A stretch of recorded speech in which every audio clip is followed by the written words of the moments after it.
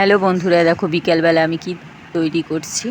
যে চাউমিন রান্না করব বলে গাজর, আলু, পেঁয়াজ, বিনস, কাঁচা লঙ্কা সব কেটে গুছিয়ে রেখেছি। এই যে এরপরে কড়াইয়ের মধ্যে তেল দিয়ে দিলাম।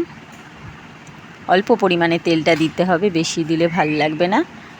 এই দেখো, এই যে কুচানো পেঁয়াজগুলি গরম তেলের মধ্যে দিয়ে ভালো করে ভেজে নাড়াচাড়া করে ফেলবো। যতক্ষণ না পেঁয়াজগুলি সুন্দরভাবে ভাজা হচ্ছে আমি সবজিগুলি ওর মধ্যে দেবো না।